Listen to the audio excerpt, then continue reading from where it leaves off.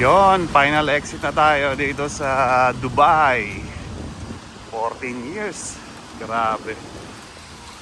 So today, January 23. Time check, 10:57. I-early check-in ko na tong bagahe ko. Hinatid tayo ni Reden. Actually, yung departure ko, ano pa lang, 17:55, 5:55 ng gabi, ng hapon.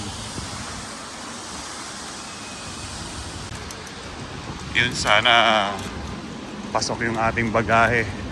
Actually 30 kilos yung allowed sa akin, kaso dinagdagan ko ng 5 kilos. Medyo mabigat. Pasok na tayo sa departure. Kasya? Kasya. Yun. Yun o, huling sulyap dito sa labas ng Dubai. Susunod niya, nasunod tayo sa loob ng terminal. Then, pasok na ng aeroplano. Ayun, pasok na tayo. Goodbye, Dubai na. Timbangan muna natin yung ating bagahe para sigurado. Sana pasok sa 35. Ayun din. Iyon, na pasok na yung bagahe ko. So, yan, merienda muna kami ni Red. Siyempre, Burger King. Yan lang naman ang choices dito. Burger King tsaka Subway. Ayan lang ang kainan dito. Subway tsaka Burger King. Meron doon isa, kaya lang parang mga Indian resto yun. So, yan lang ang kakainin namin. Alright, tapos na tayo mag-check-in ng ating bagahe. Punta na tayo sa ating gate kahit na maaga pa. Siguro tambay na lang ako ng duty free. Window shopping tayo. Tingin-tingin lang. Ito, pasok na tayo sa immigration. Dito tayo sa Smart Gates. Pwede pa naman siguro dahil passport lang naman ini-scan. So yun, huling sulyap dito sa terminal. Pero meron pa naman tayong oras para tumambay. Alright, done na tayo mga katropa sa final x-ray. So akit na tayo dun sa duty free. Check natin. Ayun, huling lift. Alright, nandito na tayo sa duty free. So medyo maaga pa tayo. Wala pa tayong gate pero nakalagay dito B. Hanapin natin yung Manila. Sa Manila.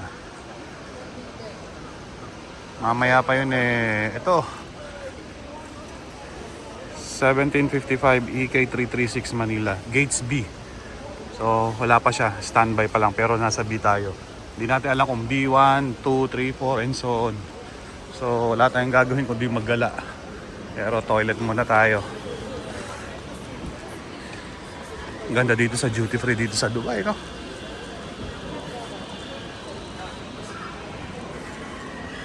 O, siguro bago tayo sumakay, makakain muna tayo. Yun, no? Dito ako dati nagtatrabaho, tapos nalipat ako doon. Ayun. Emirates Engineering. Goodbye sa inyong lahat dyan. Dito na ako sa airport. Palipad na. Ay, mamimiss ko to. Lalo na yon. Yan, yung engineering na yan. Diyan ako nagtatrabaho noon. Bilis ng panahon. 14 years. Salamat Emirates. Alright, time check. Anong oras na? 3:20. Ayun, so malapit na. Merienda lang tayo dito sa Costa. Tuna melt sandwich saka Americano. Alright. Alright, time check. 4:20 na ng hapon. Siguro naman eh bukas na yung gate ng papuntang Manila. So punta na tayo sa gate. B10 daw yun eh, kasi kanina wala tayong gate. So meron na ngayon. Puntahan na natin at doon na tayo tumambay.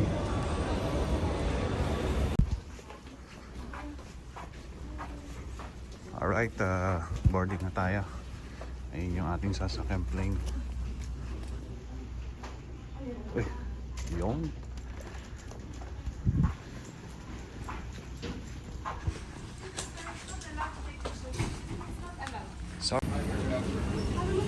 Goodbye, Dubai. Hanggang sa muling pagkikita.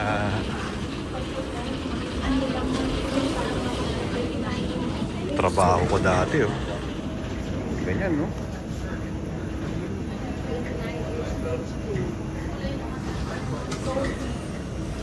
Alright, nandito na tayo sa loob ng plane. Medyo marami pang sumasakay. So ito lagi pinipili kong pwesto yung malapit sa CR. Ayan. Tapos yung pinakalikod para po pwedeng masandal yung sandalan. So siguro hanggang dito na lang. Kita-kits na lang sa Manila. Alright. Landed na tayo mga katropa. Time check.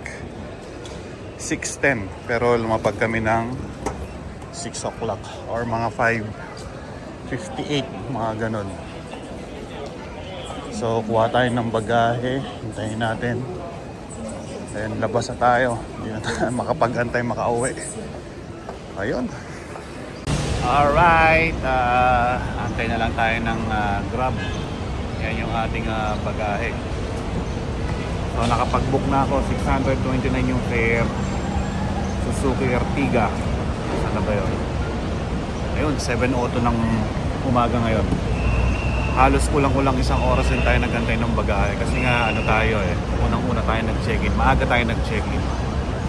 18 to 18, no? At sa kada age group na yun, tinitingnan ano yung angkop na at kayang maituro na angkop sa kanilang edad, no? Yung 5 to 8, 9 to 12, 12 to 15 and above.